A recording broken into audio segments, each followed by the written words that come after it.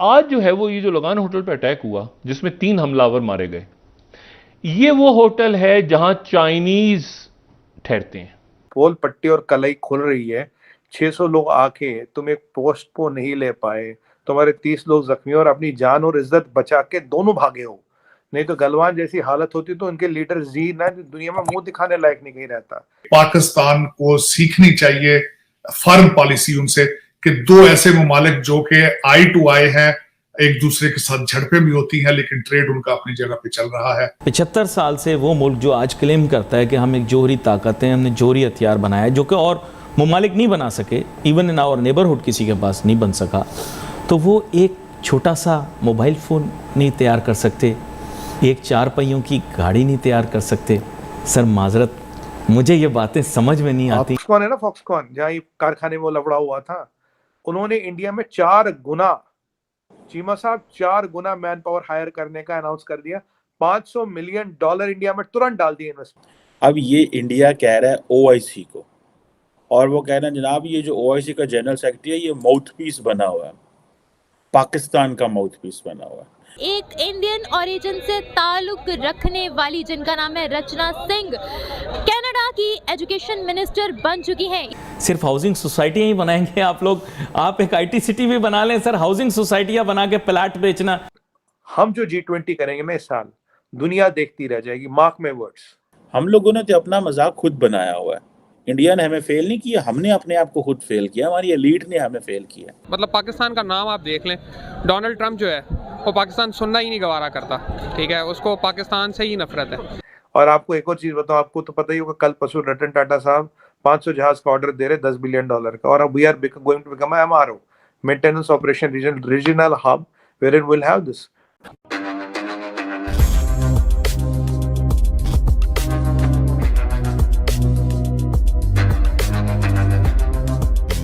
दोस्तों, जैसा कि आप सब जानते हो, 9 दिसंबर को भारत और चाइना के बीच में अरुणाचल प्रदेश में एक झड़प हुई।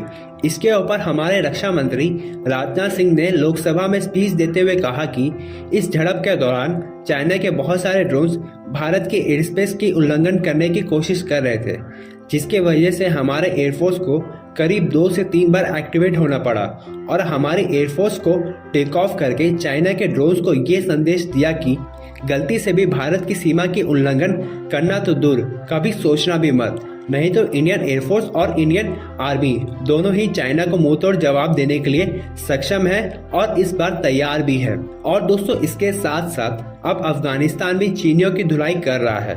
अफगानिस्तान के कैपिटल काबुल में एक होटल में इस्लामिक स्टेट द्वारा 5 चाइनीज पर अटैक किया गया और इस वक्त वे काफी बुरी तरह से जख्मी भी है। तो चलिए दोस्तों, इसी पर पाकिस्तानी मीडिया का रिएक्शन देखते हैं। फॉक्सकॉन है ना, फॉक्सकॉन जहाँ कारखाने में वो लफड़ा हुआ था, उन्होंने इंडिया में 4 गुना, चीमा साहब 4 गुना मैन पावर हायर करने का अनाउंस कर दिया। $500 मिलियन इंडिया में तुरंत डाल दिए इन्वेस्टमेंट, तुरंत FDI आ गया। दूसरी बात, इंटेल जो है, इंटेल तो खैर आप जानती है बिगेस्ट चिप मैन्युफैक्चरर है और बिगेस्ट CPU मैन्युफैक्चरर, उसने कहा भाई चाइना अस्ता लिविस्ता। ये 1-2 दिन की बातें हैं। तो देखिए, ये जितने भी नाटक ड्रामे कर रहे हैं, ये अपने आप को एक्सपोज कर रहे हैं, ये अपने एक्सपेंशनिज्म को एक्सपोज कर रहे हैं। They can not go back to China, PLA can not go back and say we have been whacked again, we have been beaten blue and black again. लेकिन देखिए ना, ये अपने अपने इसको छुपाने के लिए ये क्या क्या कौन से पैंतरे आजमा रहे हैं आजकल। लोगों को लगता है यार चाइना में माल इसलिए बनता, चाइना सस्ता है, बट चीमा साहब मैं आपको 10-11 पॉइंट बताऊंगा quickly which will shatter this myth for good। अब लाओस सस्ता, कंबोडिया सस्ता, बांग्लादेश सस्ता है, वियतनाम सस्ता है, बट जब आपको एक बड़ी इंडस्ट्री लानी है, एक बड़ा मैन्युफैक्चरिंग करनी है दुनिया के लिए, आप अपने लिए मैन्युफैक्चरिंग नहीं कर रहे, दुनिया के लिए कर रहे हो।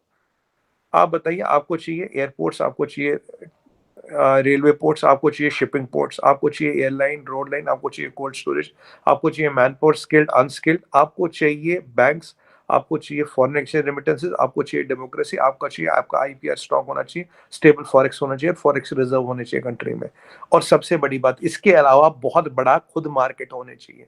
मुझे बताइए Cheema sahab, minus India who brings this to the table? There is no other country who brings this to the table. Vietnam, Laos, Cambodia and Bangladesh doesn't bring this to the table.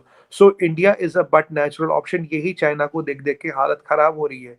ये कहते हैं ना, अगर आप रेत को हाथ में उठा के हाथ बंद कर ले तो रेत कहाँ से निकल जाएगी आपको पता नहीं लगेगा, हाथ में कुछ नहीं बचेगा। चाइना की इकोनॉमी वो हो रही है और शी जिनपिंग ने हाथ टाइट कर रखा है। ये तो मैंने प्रेडिक्ट किया था आपको, ये कुछ पंगा करेगा, थिएटर करेगा। और मैं आपको फिर कह रहा हूँ, he does not want war because he cannot afford war, but he will create theaters. In fact, we have to watch out more theaters be created around the Indian LAC. Some theaters will be created around LOC, and let me not discount South China Sea and Strait of Taiwan. आज जो है वो ये जो लगान hotel पे attack हुआ जिसमें 3 हमलावर मारे गए, ये वो होटल है जहां चाइनीज ठहरते हैं। यानी ये चाइनीज पे अटैक हुआ है।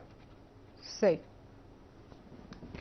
और ये जो अटैक है इसमें कोई किसी यानी रिहाइश पजीर शख्सियत का तो ना कोई ज़ख्मी हुआ ना कोई किसी को नुकसान पहुंचा, लेकिन यहां पर ये अटैक हुआ है और चाइनीज़ के ऊपर अटैक हुआ है।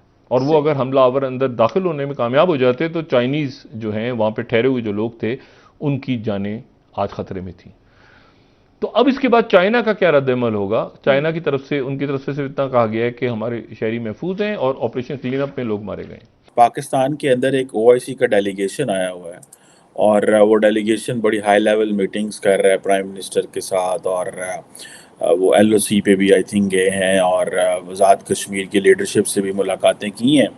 लेकिन मज़े की बात यह है कि भारत जो है उसने कहा है कि ये जो OIC के सेक्रेटरी जनरल का जो विज़िट है कश्मीर का, आज़ाद कश्मीर का, उसमें उन्होंने कहा है इनका तो कोई लेना देना नहीं है, इनकी तो नो लोकस स्टैंड है इन मैटर्स रिलेटेड टू JNK। अब ये इंडिया कह रहा है OIC को, और वो कह रहे हैं जनाब ये जो OIC का जनरल सेक्रेटरी है ये माउथपीस बना हुआ है, पाकिस्तान का माउथपीस बना हुआ है। अब ये जो बागची साहब हैं जो कि मिनिस्टर ऑफ एक्सटर्नल अफेयर्स के स्पोक्स पर्सन हैं, अब ये वो बातें कह रहे हैं और कह रहे हैं कि हम OIC के जनरल सेक्रेटरी के विज़िट जो है उसको कंडेम करते हैं। लेकिन क्वेश्चन ये है कि क्या OIC भारत को जवाब देगा? क्या जितने भी इस्लामिक कंट्रीज़ हैं जिसके सेक्रेटरी जनरल को भारत के मिनिस्टर ऑफ एक्सटर्नल अफेयर्स के जो स्पोक्स पर्सन है बागची साहब, वो ये कह रहे हैं कि भाई आपका क्या लेना देना, ये तो हमारा इंटरनल मैटर है, आप क्यों आए हैं यहाँ पे? अब जाहिर बात है वो इनको कोई जवाब नहीं देंगे, वो इनको कोई जवाब नहीं देंगे। आखिरी अगर आप एक मुख्तसर कमेंट करना चाहेंगे, ये जो ये LAC का है चाइना और इंडिया के बीच, इसमें पाकिस्तान का क्या पॉइंट ऑफ व्यू होना चाहिए, ये क्या पॉइंट ऑफ व्यू होगा? पाकिस्तान देखिए, मेरी नजर में अगर आलिया मुझसे पूछें, जब आप बाजी हार चुके हो इकोनॉमिकली और मॉरली आप बैंकरप्ट हो चुके हो, तो अपने आसपास आपको हालात बेहतर करने चाहिए। इस वक्त आपकी बिल्कुल, जिस तरह मैं आपको कह रहा हूं मुआशी इमरजेंसी, इसी तरह आपकी फॉरेन पॉलिसी की इमरजेंसी भी होनी चाहिए। आपको फौरन से पहले तालिबान से रिलेशनशिप अफगानिस्तान से ठीक करने चाहिए, चाहे बाय फोर्स और चाहे जिस तरह, और इसी तरीके से आपको रिलेशनशिप भारत से ठीक करने चाहिए ताकि आप अपनी इकोनॉमी पे फोकस कर सकें। इस वक्त you are not in a position to fight with anybody, you are not in a position to stop the trade. आपको सबसे पहले चाहिए, मैं समझता हूं ये आपकी इकोनॉमी की ABC में पहले नंबरों पे होनी चाहिए कि आप भारत के साथ रिलेशनशिप ठीक करके ट्रेड शुरू करें। आपकी दालें सिर्फ इस वजह से महंगी हैं क्योंकि आप ऑस्ट्रेलिया से मंगा रहे हैं, दालें आपकी सस्ती थी जब भारत से आ रही थी। आपकी दवाइयां और सब्जियां और सारी चीजें वाघा साइड से, लाहौर के बॉर्डर से आनी चाहिए। They are very important for your economy. तो आपको ये सारी चीजें छोड़कर आपको बेहतर रिलेशनशिप चाहिए। आप वो जो सारी जिंदगी हमने एक ड्रामा रखा, अपनी नेशनल सिक्योरिटी बनाते रहे हैं डॉलरों की वजह से, आपको अब वो डॉलर ना आएंगे जो ख्वाब आप देखते हैं। आप अब कोशिश करें कि दूसरी तरफ जाएं, fix your relationship with your neighbours.